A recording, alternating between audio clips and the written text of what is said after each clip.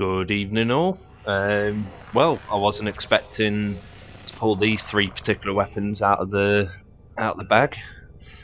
There's three older weapons. Obviously, you probably tell by the thumbnail: the Darksplit Sword, Brunt, and Broken War.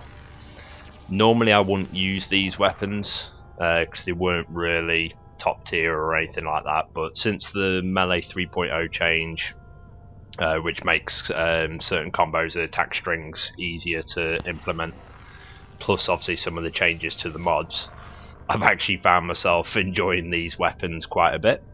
So I've obviously took a bit of time to obviously work some builds with these three weapons, and yeah, they're pretty fun, and they actually do well for higher level enemies as well.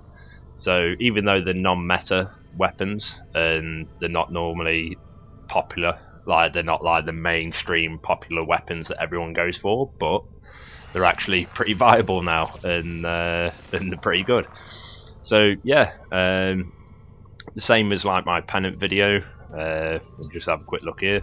I'm using the Gladiator set mod, so obviously Helios Prime, Deconstructor Prime, have the three Gladiator mods on the Deconstructor for that extra crit chance multiplier with the combo counter, and then swinging back to the Warframe.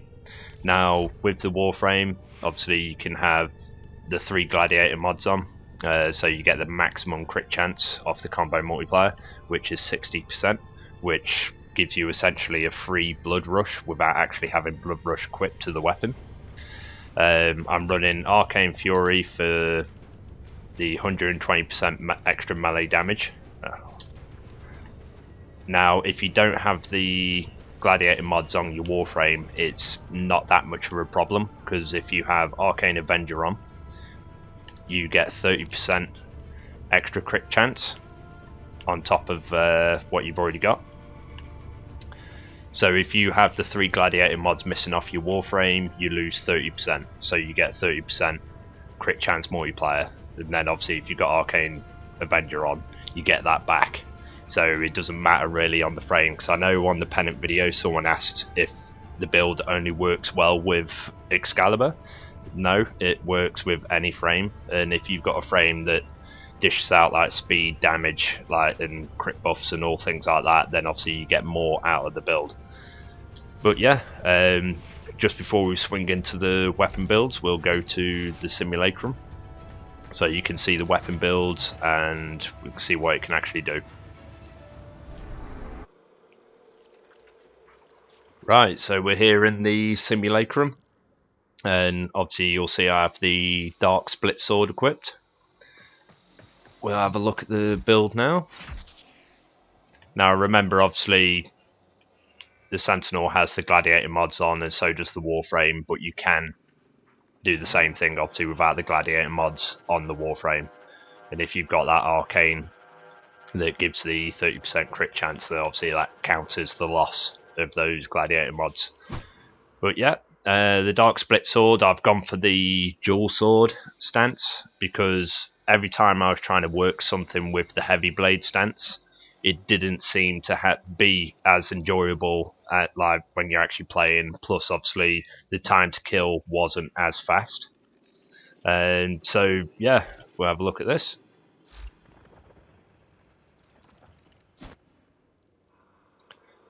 Right, I've gone for Swirling Tiger. Yeah, obviously, some people prefer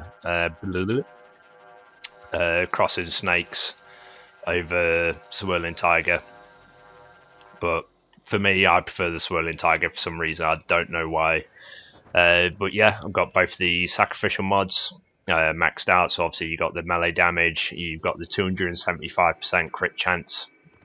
Obviously that's 2 times with heavy attacks, but we're not using heavy attacks this time round with this build.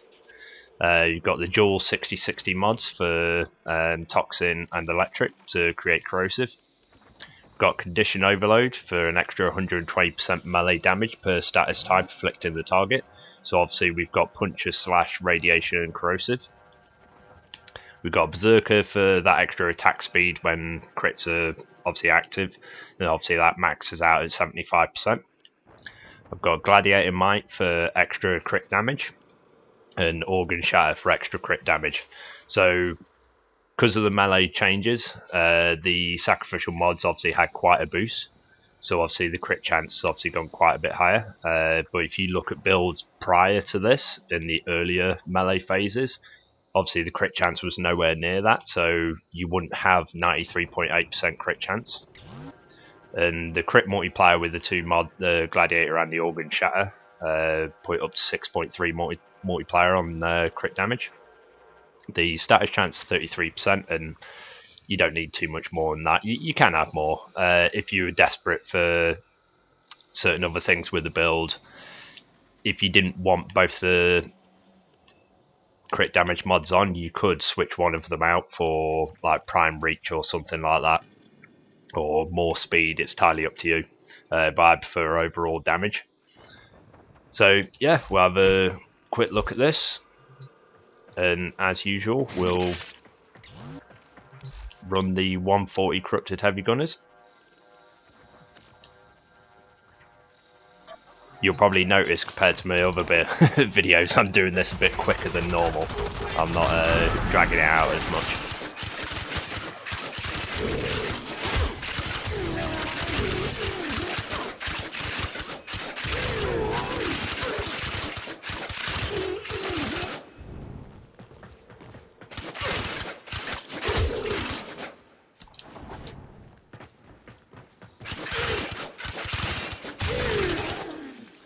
So yeah, that's the Darksplit Sword, which is obviously a bit more viable now, but we'll do it again while the combo count is still up.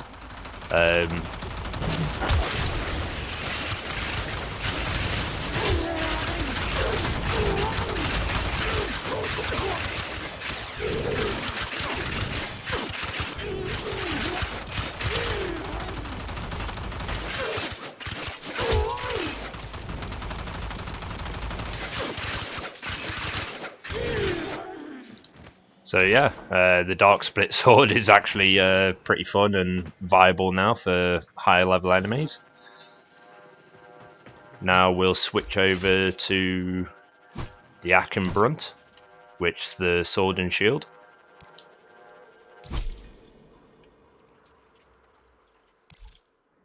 Obviously there's a skin on this. The stance, Final Harbinger, is pretty good stance. You got some force slash procs in there. Same again, sacrificial mods. Obviously for that extra crit chance, it puts it up to 75%. Because the status chance is quite a bit lower, I've gone for Weeping Wounds. Gone for a little bit of crit damage, but instead of putting the two crit damage ones on, I've put Weeping Wounds to obviously get a bit more status as the combo multiplier stacks up. Obviously Organ Shatter for that little bit of crit damage, Berserker for the increased attack speed as you're attacking the enemies. Again, Condition Overload for 120% melee damage per status type affecting the target. So obviously you've got Impact, Puncher, Slash and Corrosive. Again, the dual stat 60/60s, Toxin and Electricity to create the Corrosive. Alright, we'll have a look at this and see how this performs. Now you guys let me know if you prefer this type of video where it's 3 like weapon builds instead of just the one in a single video.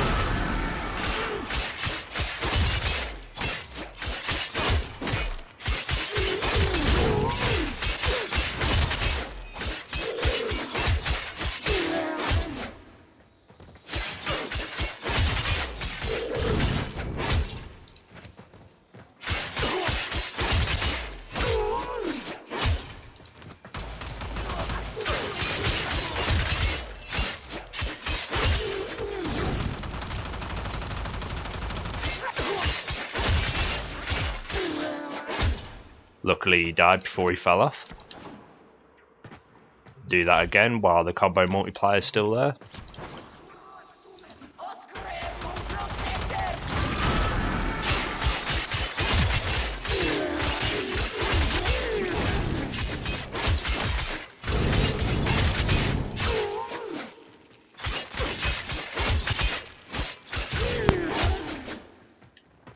Any more? Yep. Yeah, so they died fairly quick. Keep in mind these are non-meta weapons, where, especially with the sword and shield, people normally swing to the Silver and Aegis Prime.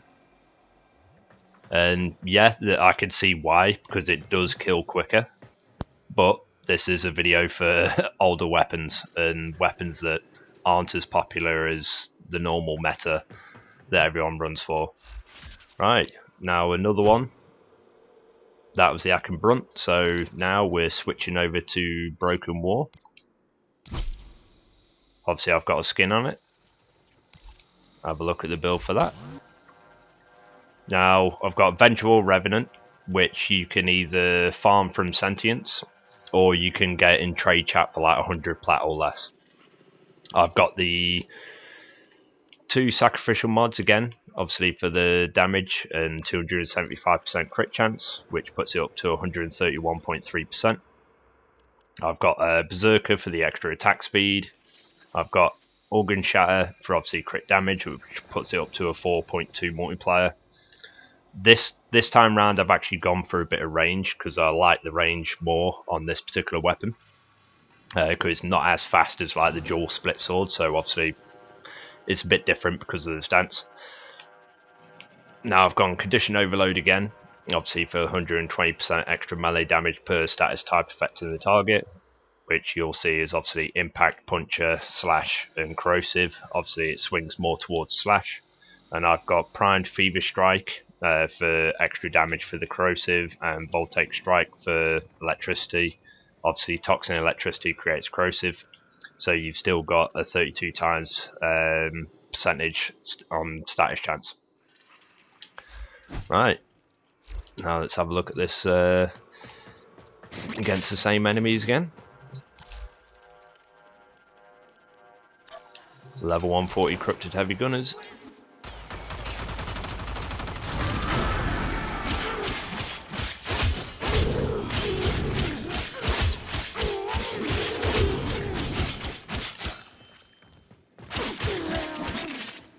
Yeah, I think that's all of them. See, it's a bit quicker, this weapon, compared to the others. But we'll go again with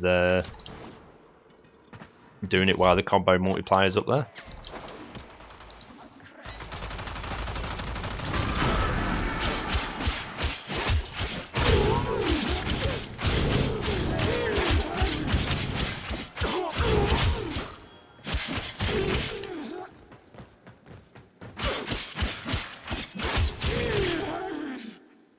So yeah, that's Broken War, and for those of you that don't normally use it, it's obviously viable and it's still pretty good. Yeah, it's a bit slower, but it seems to kill quicker than the other two I've just shown.